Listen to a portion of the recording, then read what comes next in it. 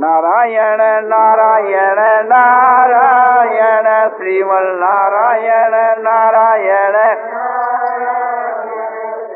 नारायण नारायण श्रीमन नारायण नारायण श्रीमन नारायण नारायण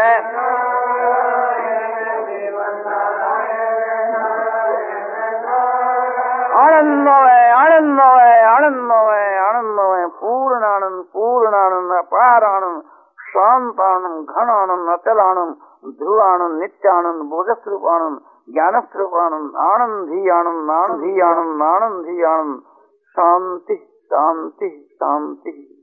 भगवान ने गीता जी के वहाँ कर्म के रहस्य की बातें जो बतलाई हैं ऐसी कहीं नहीं। गीता की दूसरी अध्याय के वहाँ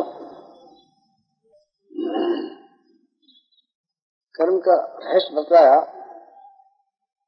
कर्मण्येवाधिकारस्ते मां फलेषु कदाचन मां कर्म फल हेतु मां ते समस्त कर्मणि। अर्जुन तेरा कर्म के में अधिकार है, फल में नहीं।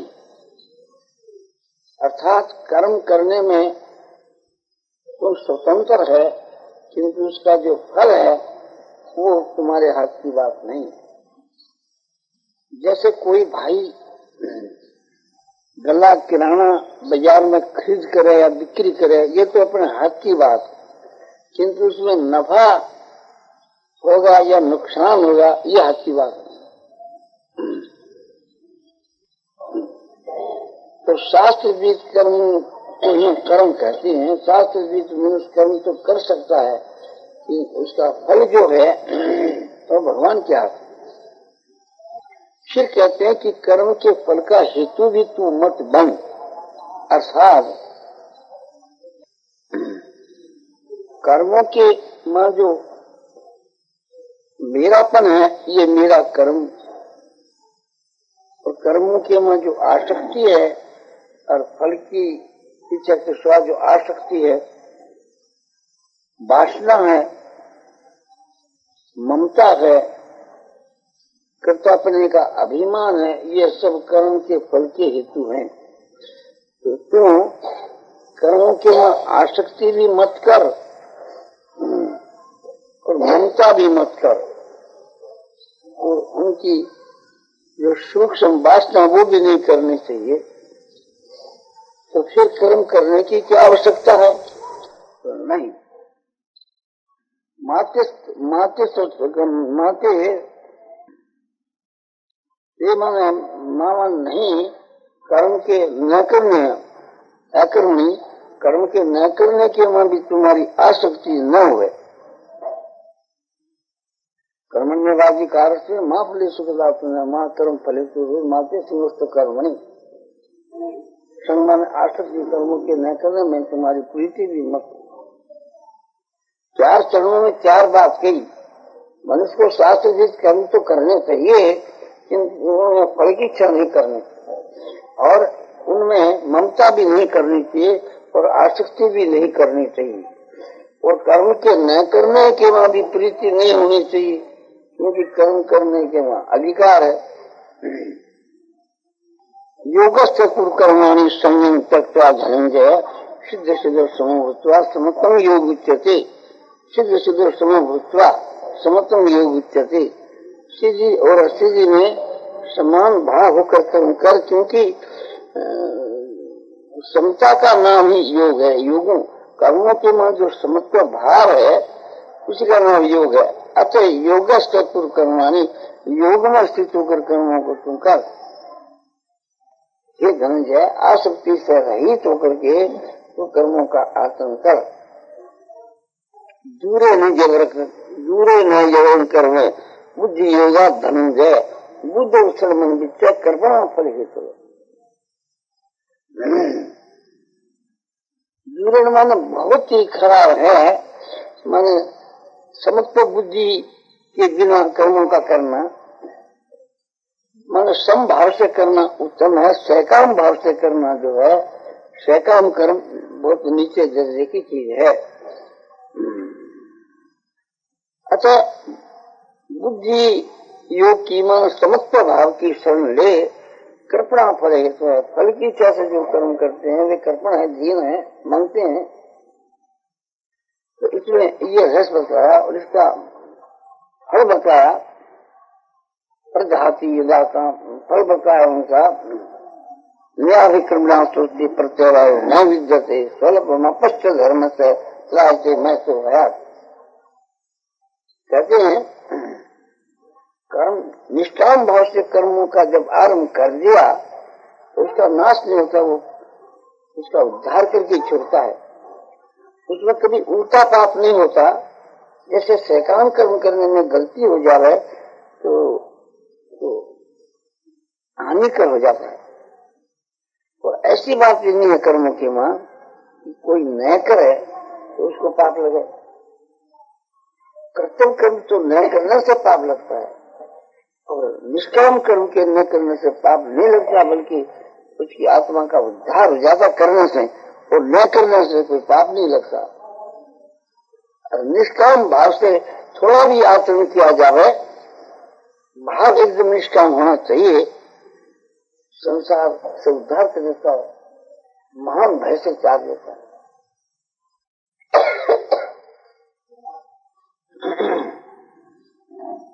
इसी प्रकार से थी कर्मों का है गीता के में दूसरी अध्याय में बतलाया, ऐसे चौथी अध्याय में बतलाया। चौथी अध्याय के में भगवान कहते हैं न मां कर्माणि लिंपन्ति न मे कर्म फलेश प्रिया इति मां यो ही जानाति कर्म भीर न सबद्धते।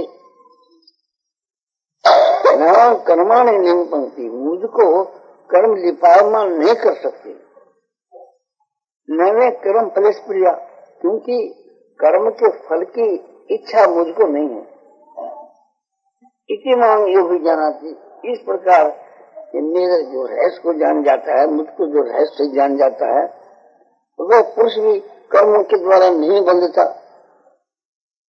मुझको कर्म क्यों नहीं मांगते हैं कि कर्म के फल की मुझको इच्छा नहीं।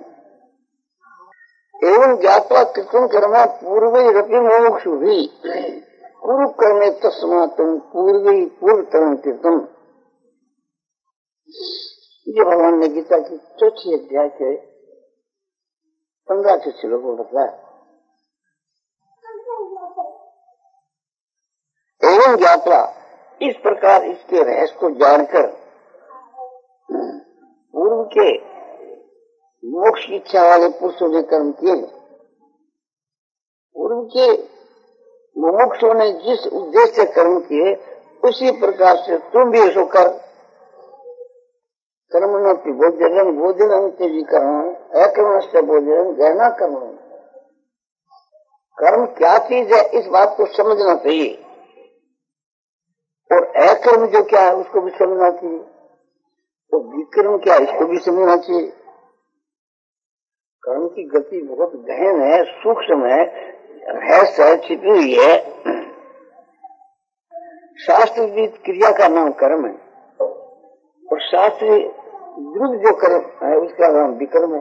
विपरीत कर्म का नाम विक्रम, और कर्म के अभाव का नाम अकर्म। कर्म की गति बहुत ही सुगहन है। किम कर्म किम करने की कभी अत्यंत मोहिता प्रत्येक कर्म पर बख्शामी ज्ञात्वा मोक्ष से शुभात। कर्म क्या है और अकर्म क्या है, इस विषय में जो पंडित है, ज्ञानी है, वे भी मोक्ष को प्राप्त हो जाते हैं, विवेकी भी। वे कर्म मैं तेरे प्रति कहता हूँ जिसको जान करके समझ करके तू मुक्त हो जाएगा। यूं कहकर के कर्म का विशेष रहस्य भगवान बतलाते। कर्म न कर्म या पश्चे जय कर्म नीचे कर्म या सब बुद्धिमान मनुष्य तुमसे युक्त कृष्ण कर्म कृत। भगवान कहते हैं कि कर्म के बीच में अकर्म को देखना चाहिए और अकर्म के बीच में कर्म को देखना चाहिए। माने जो आदमी कर्म में अकर्म, अकर्म में कर्म देखता है वह मनुष्यों के बीच में बुद्धिमान है और वास्तव में कर्म के करने वाला और योग युक्त है। तो कर्म के मां अकर्म क्या और अकर्म के मां कर्म क्या? जैसे महात्मा पुरुष है जनकादिक जैसे राज करते थे, तो इस तरह से यज्ञ दान तप सेवा जितने जो उत्तम शास्त्रविद क्रिया है, शास्त्रविद जो कर्म है उनको करता है। देखने के बीच में वे कर्म है, वो जप करता है, दान देता है, राज करता है, भोजन करता है, शास्त्रविद कोई भी क्रिया,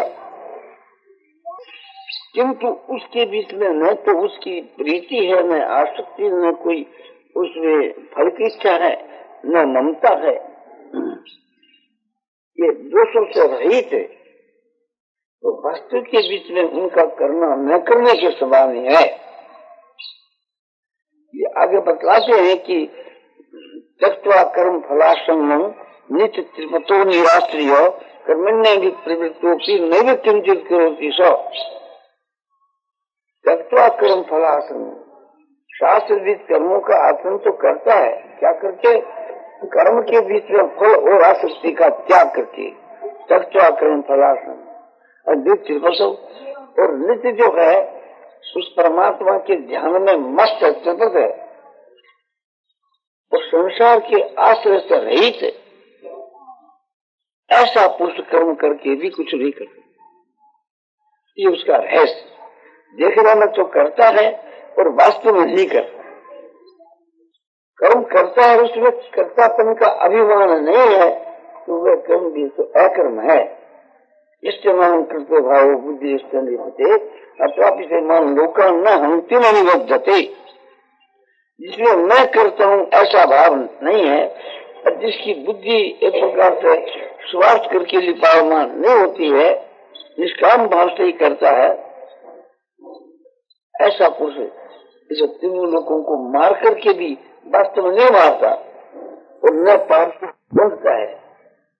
इसलिए अर्जुन तुम इस प्रकार के भाव से जुझ कर फिर तुम अपने पाप को निवृत्त होगा। सुख दुखे समय कृत्वा लाभा लाभो जादो ततो युद्धाय जत्र नैवं पाप मुआवसति।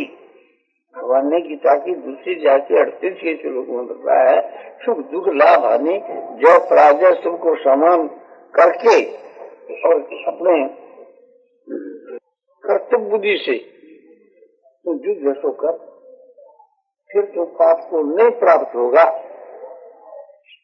तो कर्मों के यह रहस्य है कि देखने के मां कर्म करता है, किंतु उसमें न आसक्ति है, न कर्तापन को अभिमान है, न ममता है, न प्रतीक्षा है। लोकोपकार के वास्ते उनकी सारी क्रिया होती है, देखने में वो कर्ता सा प्रतीत होता है, किंतु वास्तव में वो कर्ता हुआ भी कुछ नहीं करता। तो ये कर्मों के बीच में अकर्म देखना कर्मों का रहस्य है।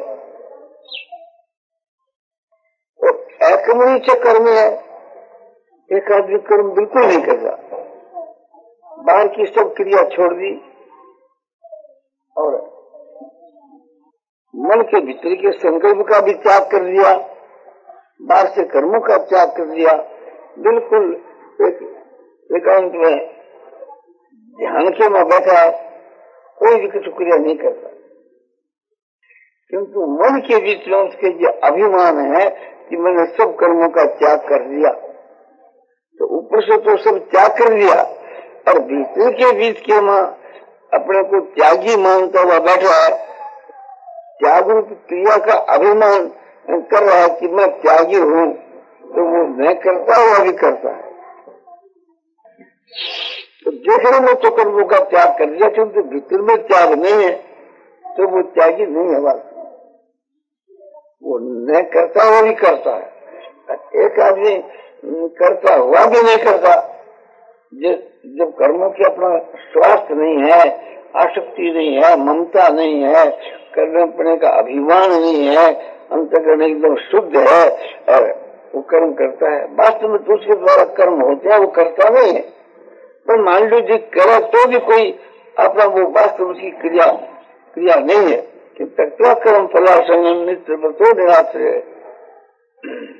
कर्म के फल और आसक्ति को त्याग करके और अनाश्रित भाव से करे तो वो करता भी नहीं करता। ताकि छठी जाके पहले श्लोक में बताया है, अनाश्रित कर्म फलन कार्य कर्म करो सन्यासी से योगी से न निर्गुणी न क्रिय। भगवान गीता की छठी अध्याय के पहले श्लोक में कहते हैं कर्मों के फल के आश्रय से रहित, माने कर्मों का जो फल है वो नहीं चाहता, उससे एकदम उसको आश्रय नहीं, उसी आश्रय से रहित। और जो करते रहे शास्त्र बीच में जो कर्म है, परोपकार जो कर्म है, लोगों का हित ऐसा कर्म है, वो बाहर से करता है तो वही योगी है और वह सन्यासी। किंतु कोई ऊपर से सब कर्मों का त्याग कर दिया, जहां तक कि अग्नि को भी नहीं छूता, तो वास्तव के बीच में वह न योगी है और न सन्यासी। ऊपर का तो त्याग कर दिया, उस त्याग करने वाला योगी सन्यासी नहीं है, किंतु कर्म करता हुआ भी योगी सन्यासी है। ये एक प्रकार से कर्म का रहस्य। और भी बहुत है, जिससे सर्वे समारंभा काम संकल्प वर्जिता ज्ञानाग्नि कर्म तमोपनितम बुरा। इससे सर्वे समारंभा, जिसकी सारी चेष्टा केवल संसार के हित के लिए हो रही है, उसके बाद अपना कोई स्वार्थ में है, कामना आसक्ति और संकल्प से रहित है, ज्ञानाग्नि के द्वारा जिनके सारे कर्म पाप दग्ध हो गए, ऐसा जो अपने महापुरुष है उसको ज्ञानी महात्मा लोग भी जीवन मुक्त महात्मा मानते हैं, उसको बहुत उच्च कोटि का मानते हैं। जैसे राजा जनक को राज करते हुए बड़े बड़े ऋषि मुनि उनके पास जाकर उपदेश लेते थे और उसको ज्ञानियों का सरदार समझते थे। वेदव्यास जी ने अपने पुत्र सुखदेव जी को भी राजा जनक के पास उपदेश लेने के लिए भेजा।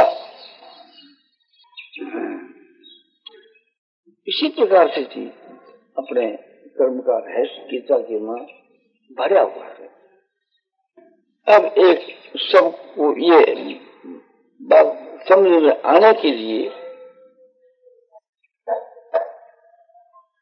एक आपको कथा बताई जाती है। कथा कहाँ की है? पद्म पुराण के सृष्टि खंड की। पद्म पुराण सृष्टि खंड। एक समय की बात है, वेदव्यास जी के पास उनके शिष्य आए और कहा महाराज हमको आप उपदेश करिए। तो वेदव्यास जी ने अपने शिष्यों को उपदेश दिया, कहा कि मैं एक तुम लोगों को महायज्ञ बताऊंगा जिसके एक एक के पावन से मनुष्य का कल्याण हो जाए। तो उन्होंने ऐसा उपदेश दिया। वेदव्यास जी कहते हैं कि एक नरोत्तम नाम का ब्राह्मण था, उसके माता पिता बूढ़े थे और अंधे थे। ऐसे माता पिता का त्याग कर करके वह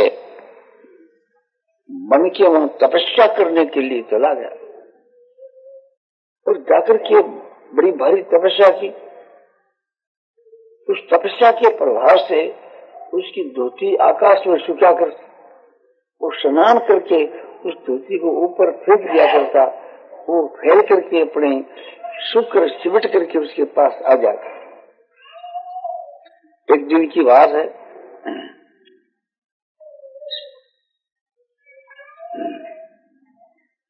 वो अपने भजन ध्यान कर रहा था। स्वाभाविक उसकी दृष्टि एक बार ऊपर को गई और आकाश के वक्त कोई चिड़िया उड़ रही थी, उसने देख कर दी। स्वाभाविक ऐसी टूटती गई, संजोग बस वो उसके मुख में आकर गिरी।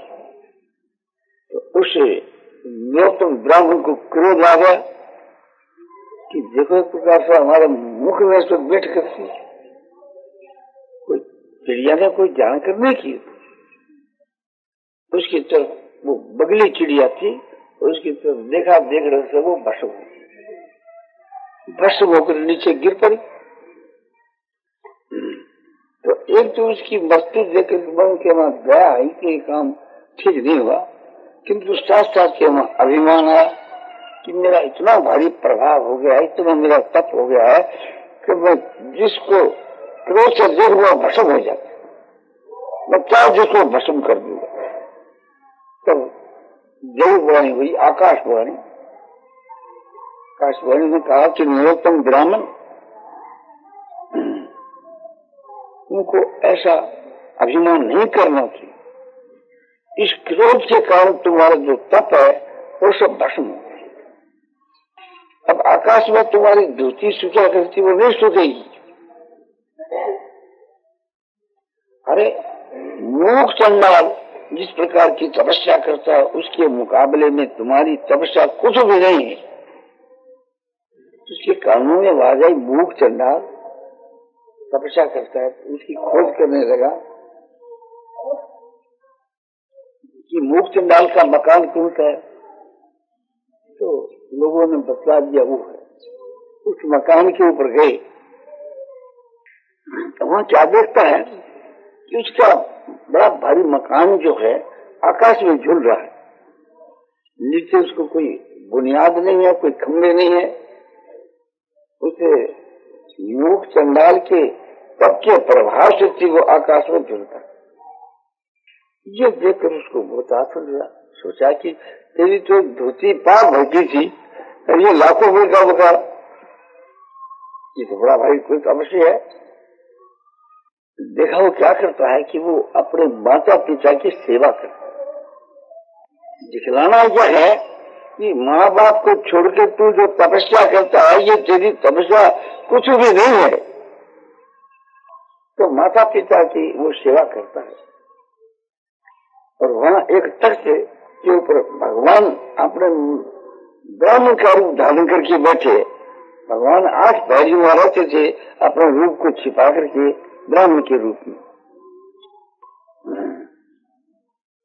मूर्ख चंडाल के पास जाकर उसे नरोत्तम ब्राह्मण ने कहा कि मैं आपके पास कुछ उपदेश लेने के लिए आया हूँ। उसने उत्तर दिया कि इस वक्त मुझको औकात नहीं है, ये माता पिता की सेवा के काम में लगा हुआ हूँ। इनकी सेवा करने के बाद आप जो पूछोगे मैं अपनी बुद्धि के अनुसार कहूंगा।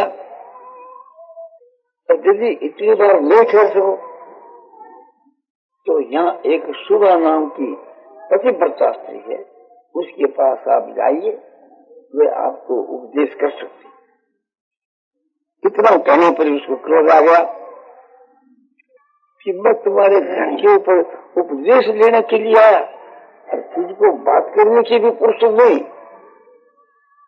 ऐसा अहंकार का वचन कह करके लाल लाल नेत्र करके उसके तरफ देखने लगा।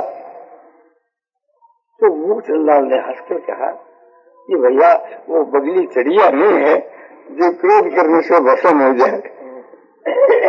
तुम्हारे द्वारा जो चिड़िया भस्म हो गई उसको मैं जानता हूँ, और तुम्हारे लिए जो आकाशवाणी हुई उसको भी मैं जानता हूँ। और तुम्हारी आकाश में ज्योति सूखा करती थी तो वो बंद हो गई क्रोध के काम से। तो भैया क्रोध नहीं करना चाहिए। फिर भगवान वहाँ ब्राह्मण के रूप में थे, वे उस भगवान ने ब्राह्मण के रूप में ब्राह्मण बने हुए कि चलो भैया उस पति घर में तुम्हारे को बदला, उसको साथ में ले गई। रास्ते में पूछा कि क्या बात, आकाश में जो आकाशवाणी हुई और मेरे द्वारा जो चिड़िया भस्म होगी उसको तो मैं जानता हूँ और तो कोई था ही नहीं, तो इसको कैसे मालूम हो गया? तो दान रूप भगवान कहते हैं कि ये माता पिता की सेवा करता है, उसके प्रभाव से इनको तीनों काल का ज्ञान है। फिर पतिव्रता का जब घर निकट आया तो उस बतला दिया कि घर है और भगवान वहां से छिप गए, अंतर्धान हो गए। और आगे जाकर के देखे तो वो ब्राह्मण यहाँ बैठा है, वो आगे पहुंच गया। हाँ, पतिव्रता के घर पर जाकर पुकार लगाई। पतिव्रता स्त्री पति की सेवा में लगी हुई थी, इसलिए कुछ विलम्ब हो गया। बाद में वह भिक्षा लेकर के आई, तो उसने कहा कि मैं भिक्षा की वास्ते नहीं आया, तो मैं तो तुम्हारे पास उपदेश लेने के लिए आया हूँ। पतिव्रता ने कहा कि महाराज, मेरे पति देव घर के में आए हुए हैं और उनकी सेवा के में लगी हुई, तो इस वक्त मुझको अवकाश नहीं है, इसलिए आप ठहर।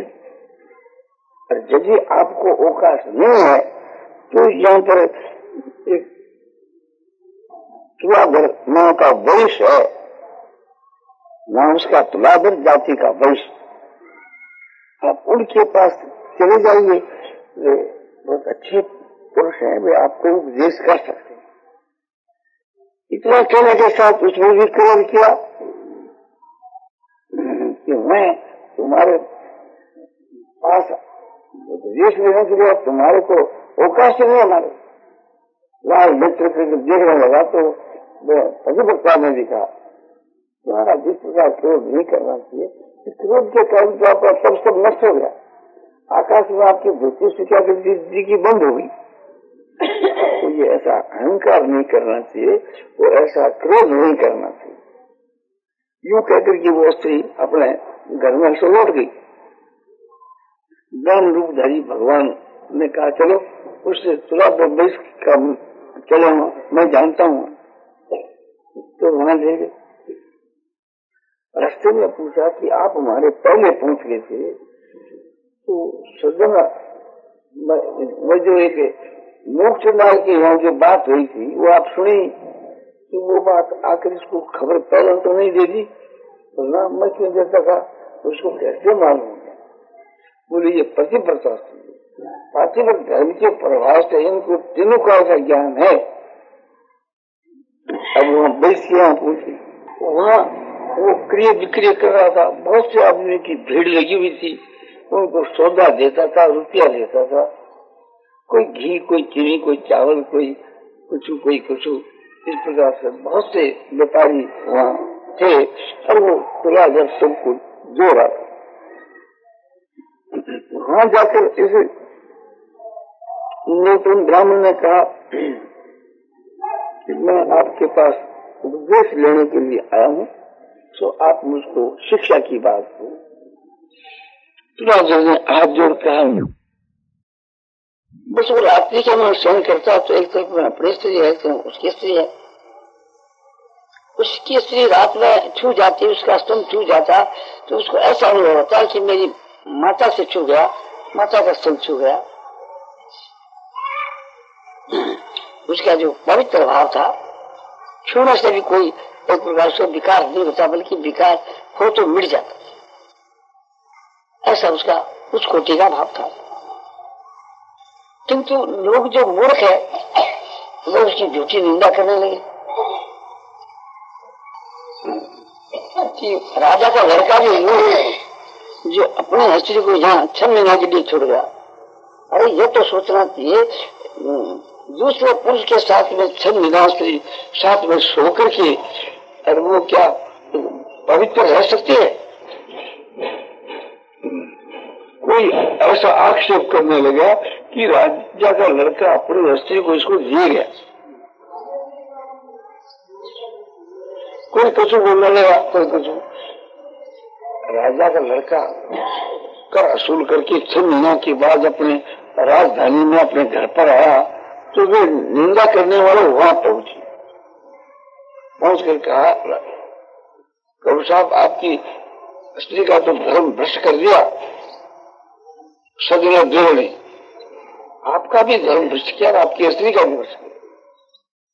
और आपको एक प्रकार से विचार करना चाहिए था कि इस प्रकार से 6 महीनों के लिए उस पर छोड़कर आप चले गए। ऐसी लोगों से निंदा सुनी तो उसके मन के भीतर के बीच में दुविधा होगी कि भाई ऐसा महात्मा था, वो तो ऐसा नहीं रहा। बात ये कहते हैं, और ये भी इसके बाद में कई कहते हैं तो कुछ न कुछ होगा ही, तो उनको कुछ जवाब नहीं दिया, अपने मन में कुछ शंका रख कर करके और उसके घर पर आया, सज्जन दो के घर पर। उस वक्त के वहाँ ऐसा मौका ऐसे चुप लगी कि सज्जन द्रोह जो है वहाँ आग से चिता जला रखी थी, जैसे कोई मुर्दे के लिए जलाने के लिए जलाना, खूब बड़ी भारी चिता उससे लपट निकल रही थी। उस समय ये पूछा जाकर कि आप क्या है? बोला कि आपकी स्त्री मेरे घर पर 6 महीना रही। इसको लेकर के बहुत से लोग ये चर्चा करने लगे और ये बात फैला दी कि राजा की कंवर की स्त्री के साथ में इसने व्यभिचार किया। इस बात को लेकर के संसार में और मेरी अपकीर्ति हो रही है, मेरी लोग झूठी निंदा कर रहे। मैं अग्नि परीक्षा देकर के इसे कलंक को दूर करना चाहता हूँ कि और तो मैं क्या कर सकूं कि यदि मैं पाप किया है तो अग्नि मुझको जला देगा और नहीं तो नहीं जला सकेगा। जैसे अपने सीता जी ने अपने वहाँ लंका के मां भगवान राम के सामने जो अग्नि परीक्षा दी थी, ठीक वैसे ही परीक्षा इस भाई ने अपने दी और उससे और रुख छोड़ कर बात नहीं करी राजा की कब्र से। क्यों नहीं करी? वे समझ गए कि इसके पास मेरी शिकायत पहुंची है और इसके मन में शंका हो गई, तो मैंने क्या गलती में क्यों करूँ रुख से बात। और वो आपकी स्त्री से बात करी, उसने बड़े प्रेम से बात की। फिर एक प्रकार से थी वो अग्नि में खूब बड़ा ये कह करके कि यदि मैंने जरा भी पाप किया है तो अग्नि देव मुझको जला दे। खूब बड़ा अग्नि की क्या शक्ति उसको जलाए? अग्नि देव उसको नहीं जला सका। उसके वस्त्र जो सफेद थे वे भी वैसे ही रहे, धुएं से भी काले नहीं है उसकी। और उसको जरा भी अपने समझ की आंच नहीं आई। आकाश के भीतर के वहां देवता लोग आकर पुष्पों की वृष्टि करने लगे, मुनि लोग आकाश के बीच के वहां आए, फिर मुनि लोग भूमि पर उतरे और उतर करके उसको उसे अग्नि से बाहर निकाला और ये सब घोषणा करी कि ये बहुत पवित्र है, इसको अग्नि नहीं जला सके। ये जो निंदा करने वाले थे वे भी वहां तमाशा देखने के लिए आए। और देखो उसका बम्ब पाखड़ तो देखो कि अग्नि जलाकर लोगों को अपने साबिती करता है कि मैं पापी नहीं हूँ। अरे 6 महीना तक तुम स्त्री को अपने साथ में लेकर सोया, एक दिन भी कोई आदमी ऐसा कर सकता है और वो स्त्री बच सकती है, उसका धर्म कभी बच सकता है। अब पाखंड करके लोगों को भ्रम में डालता है। इस तरह से वहां भी तो निंदे तो आप तमाशा देखने के लिए तो उस अग्नि का धुआं लगने से वो जो सब निंदक थे उसके गल से कुष्ठ हो गई। किसी का नाक चूड़ने लगा, किसी का कान, किसी का मुंह, किसी का ये सब बेडर हो गए। और वो एक प्रकार से राजा खुश होकर राजा का कब्र अपनी स्त्री को अपने घर पर ले गया और वो सदन जो अपने घर पर आया तो वो दूसरे जो आदमी निर्दय थे वो अपने गलत कुश लेकर के अपने घर पर गई। इस तरह से बात करते करते सदन अद्रोह का घर आ गया। तब वो सदन अद्रोह के यहाँ नरोत्तम ब्राह्मण गया क्या कहा महाराज, मैं आपके पास किसी उपदेश लेने के वास्ते आया हूँ। उसने कहा भैया अभी तो उसको फुर्सत नहीं है, मैं अपना निष्कर्म कर रहा हूँ, किंतु बात तो मैं तुम जो पूछोगी वो बात मैं कहूँगा। पर तुमको यदि ठहरने के लिए अवकाश नहीं है तो यहाँ विष्णुदास नाम का पुजारी है, मंदिर का पुजारी, उनके पास आप चले जाओ। इतना सुनने के साथ में उसने भी क्रोध किया। उसने कहा वो चिड़िया नहीं है बल्कि जो क्रोध से भस्म हो जाएगा। तुम्हारे जो आकाश बाणी हुई थी उसको मालूम है, तुम्हारा जो इस क्रोध के कारण, अहंकार के कारण तपस नष्ट हो गया, इसका भी मुझको मालूम है।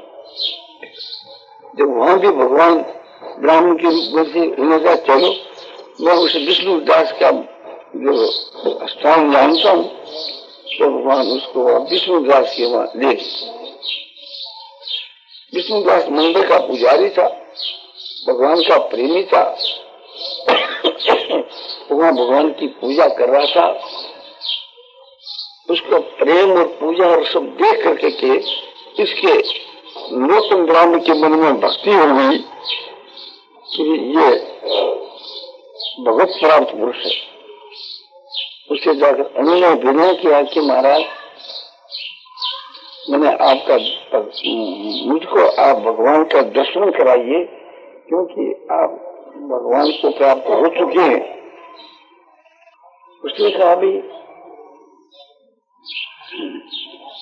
तुम 21,000 पर करते हो, तो मेरे मन के वहाँ श्रद्धा विश्वास है, आपके प्रति मेरी श्रद्धा विश्वास है, इसके आधार पर मैं कहता हूँ। तो नहीं, आप चाहो तो दूसरों को भी भगवान का दर्शन करा सकते हैं। बोले मैं कह दूंगा कि ये भगवान है तो तुम कैसे मानोगे? बोले मैं मान लूंगा, मेरे विश्वास है, मेरा श्रद्धा है। तो उनके साथ साथ के वहां जो भगवान ब्राह्मण का रूप धारण करके घूम रहे थे, तो वहां तख्त पर जाकर बैठ गए। तो उन्होंने अंग्रेज से बुलाया ये भगवान। तो उसको विश्वास हो गया कि देखो मेरे साथ साथ पंडित जी जो घूम रहे हैं, तो समझ गया कि ये तो भगवान की स्तुति करने लगे कि प्रभु अब मैं आपको जान गया, पहचान गया, अब आप मुझसे छिपकर नहीं रह सकते। तो अब एक मेरी ये प्रार्थना है, आप मुझको अपना चतुर्भुज रूप का दर्शन कराइए, विष्णु रूप का दर्शन कराइए। मैं वो रूप देखना चाहता हूँ। वो किसी अनुनय विनय करने पर भगवान तो थे अपने चतुर्भुज रूप से प्रकट हो गए, ब्राह्मण का रूप छोड़कर। अब तो स्तुति करने लगा, प्रार्थना करने लगा। उनमें जितने जो 4 जगह और छोड़ करके आए ना, पहला मूक चंडाल, फिर दूसरे प्रतिपत्ति, तीसरे अपने चुराधर वही चौथे सदुना जो,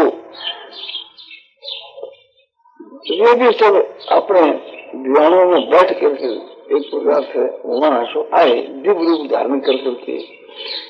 उनके आड़ोसी पड़ोसी घरों के बीच में जो जानवर थे, वे भी दिव्य रूप धारण करके वहां आए, और भगवान ने सबको एक रूप से अपने परम धाम के बीच में भेजा। यानी भगवान उनको दीवानों में बैठा करके परम धाम में ले गए। फिर इस मूकचंद अपने नरोत्तम ब्राह्मण ने भगवान से पूछा कि महाराज ये क्या लीला है? तो भगवान ने कहा कि ये चारों मेरे भक्त, पांचवा ये अपने विष्णुदास पुजारी, इन पांचों के घर के ऊपर मैं 8 पहर निवास करता हूँ, ब्राह्मण का रूप धारण करके। पांचों के घर पर पांचों धारण कर, सबके हिस्सा रात दिन 8 है।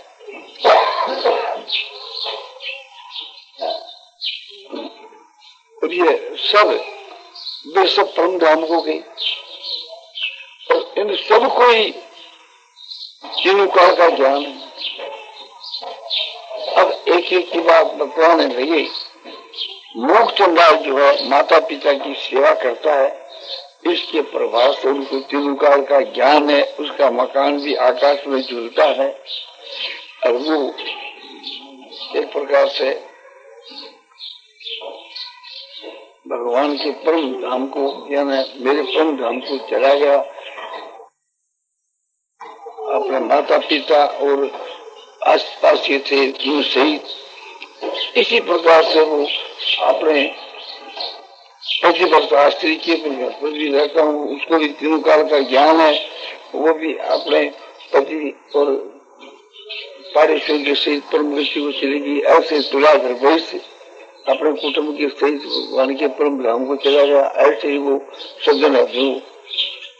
तो ये दिख रहा है कि उनके आसपास के वहां रहने वाले जो पाड़ोसी है वे भी एक प्रकार से भगवान के परम धाम को चले गए। और यहाँ दिखाया कि वहाँ चराचर जो जानवर जो थे दिखे भी एक प्रकार से जी अपने भगवान के परम धाम में चले गए। तो ये भी कर्म का रहस्य है। माता पिता की सेवा निष्काम भाव से करने से ऐसी बात होनी कोई कठिन नहीं। फिर भगवान ने उसको अंत में कहा कि देखो तुम्हारे माता पिता अंधे हैं, बूढ़े हैं, दुखी हैं, तुम जाकर उनकी सेवा करो। सेवा करने से एक दिन मैं तुझको भी तेरे माता पिता के सहित मेरे परम धाम को ले जाऊंगा। यूं कहकर के भगवान अंतर्धान हो गए और वो फिर अपने घर के ऊपर जाकर माता पिता की सेवा करी। तो ये इससे हमको ये शिक्षा लेनी चाहिए, जो हम 22 भाई हैं क्रिया विक्रिया करने वाले हैं, उनको तो इस बात से ये शिक्षा लेनी चाहिए कि व्यापार सच्चाई के साथ करना, झूठ कपड़े चोरी बेईमानी का त्याग करना और सबके साथ में सम व्यवहार करना और निष्काम भाव से करना, रुपयों के लिए नहीं। माने वहाँ जो खाना पीना काम कैसे लगा तो वो तो एक प्रकार से भगवान के जो हम दुकान पर व्यापार करेंगे उससे जो मिलेगा खाने पीने के लिए तो हमारा प्रसाद होगा, वो तो प्रसाद से मिल जाएगा। और इस प्रकार से वहाँ अपने करना चाहिए। अब ये ख्याल करना चाहिए उन्हें सबके वहाँ लौकिक प्रभाव भी अलौकिक प्रभाव भी।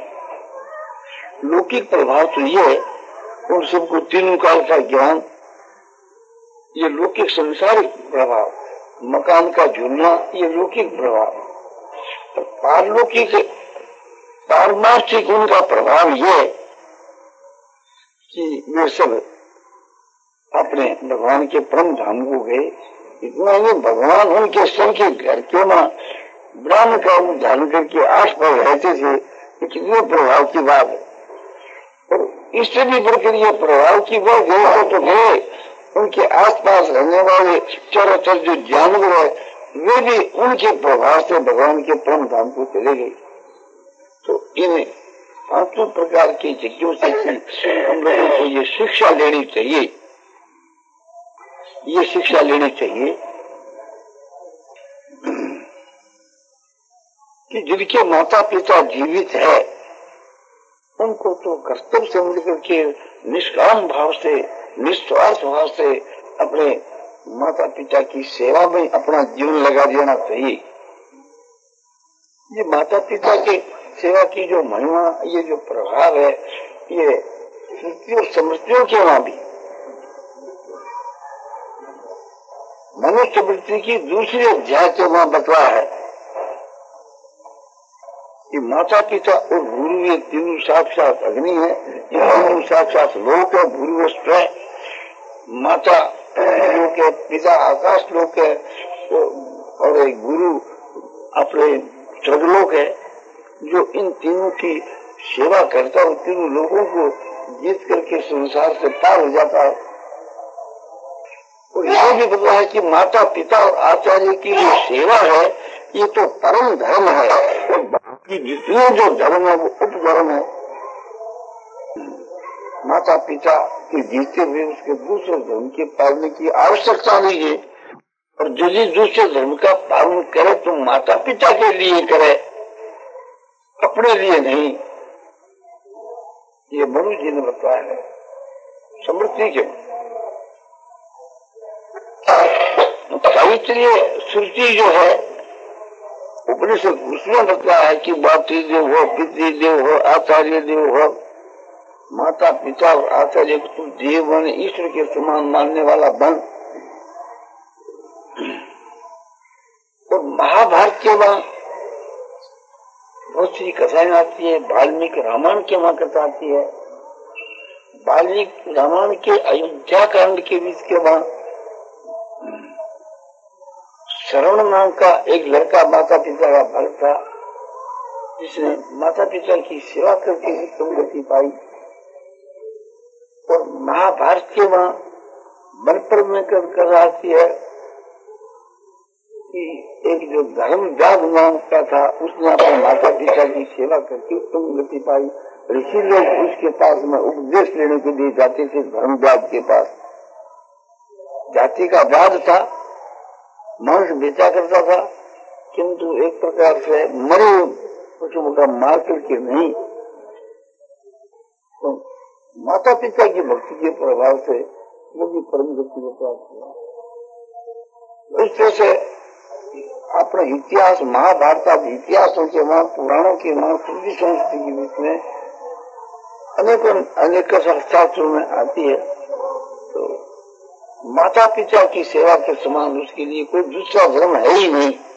तो माता पिता की सेवा रूपी मातृ पितृ है, तो इस मैंने निष्काम भाव से इस प्रकार से सेवा करे, सेवा रूप जो कर्म है उसको निष्काम भाव से करे माता पिता की सेवा, तो केवल सेवा रूप कर्म से उसका उद्धार हो जाए। और दूसरा स्त्री के लिए, स्वाभिन स्त्रियों के लिए जो पार्थिव धर्म का पालन करे तो केवल पार्थिव धर्म के पालन से उसका कल्याण हो जाता है। जैसे इस सुबह नाम के स्त्री का हो गया, जैसे कर्क वैश की स्त्री जो शुक्ला थी उसका उद्धार हो गया पार्थिव धर्म के पालन से। एक क्या सती जो पतिव्रता शास्त्रों में बहुत से दृष्टांत हमारे हिंदू धर्म के शास्त्रों में आते ही हैं। स्त्री के लिए सबसे बढ़कर ये स्वागन स्त्री के लिए, उसके लिए तो पति भगवान है, पति सर्वस्व, पति देवता, पति भक्त है, और उसकी जरूरत नहीं है दूसरे धर्म के पालने की जब तक पति जीवित है। और दूसरी जो विधवा स्त्रियां हैं उनके लिए ईश्वर की भक्ति की, जैसे विष्णुदास ने की, जिसके प्रभाव से की वो दूसरों को भी दर्शन करा सकता था, लोग उनको भी भगवान का दर्शन करा दिया। तो उनको ईश्वर की भक्ति करनी चाहिए, जैसे स्वागन स्त्री अपने पति की भक्ति करती है, इसी प्रकार से भगवान की भक्ति से उसका कल्याण हो सके। उसके तो भगवान परम पति परमेश्वर साक्षात नारायण है। इसी प्रकार से थी जो वैश्वाही व्यापारी है उनके लिए झूठ कपड़े बेईमानी छोड़ करके ईमानदारी के साथ, सच्चाई के साथ, समता के साथ, माने निस्वार्थ भाव से स्वार्थ को त्याग करके व्यापार करना चाहिए। कृषि गोरक्ष वाणिज्य बहिष्कर्म स्वभाव, ये वैष्णव का स्वाभाविक कर्म है। कृषि गोरक्ष वाणिज्य ये तीनों करे या तीनों का एक है, इस उद्देश्य से करे कि लोगों को सुख पहुंचाने के लिए, वृत्तियों के लिए नहीं, निष्काम भाव से उनको उनकी सेवा करनी, उनको सुख पहुंचाना। तो वह व्यापार से उनकी मुक्ति हो जाए ऐसे व्यवहार से। और बाकी उस संसार के बीच के अंदर जो लोग बच गए उन सब आदमियों के वास्ते सजन और गुण की माफक उत्तम गुण और उत्तम आचरणों का संपादन करे, जो गीता की 16 अध्याय के आरंभ के बीच में 3 श्लोक बताए, कल उसकी व्याख्या करी, तो उसके अनुसार अपना जीवन बनाने तो उनका सबका उद्धार हो सकता है। उत्तम गुण और उत्तम आचरण और दुर्गुण और दुराचारों का त्याग करे, जो गीता की 16 अध्याय के वहां 4 श्लोक से लेकर के 21 के श्लोक तक जो व्याख्या की है, वो असुरों की काम, क्रोध, भोग, भोग, दम, दर्प, जाली, पाषण, ये सब जो नष्ट में ले जाने वाले हैं उनका त्याग करे। दुर्गुण और दुराचारों का, दुर्वस्तों का सब त्याग करके सद्गुण और सदाचार का ईश्वर की भक्ति का तो अपने सेवन करे। और जैसे सद्गुण और सदाचार सबके लिए है, ऐसे ईश्वर की भक्ति सबके लिए है। तो विष्णुदास जैसे भगवान की भक्ति करी, इसी प्रकार से बाकी सभी मनुष्यों को ईश्वर की भक्ति करनी चाहिए। स्त्री है, पुरुष है, गज है, बालक है, जितने जो संसार में है, ये 2 बात सबके लिए उत्तम गुण, उत्तम आचरणों का पालन और ईश्वर की भक्ति और निष्काम भाव से करे, स्वार्थ को त्याग करके करे, अहंकार को त्याग करके करे, कर्तव्य समझ करके करे, तो ये है कर्मों का हेष। इसके पालन से मनुष्य का सहज में कल्याण हो सकता है। नारायण नारायण नारायण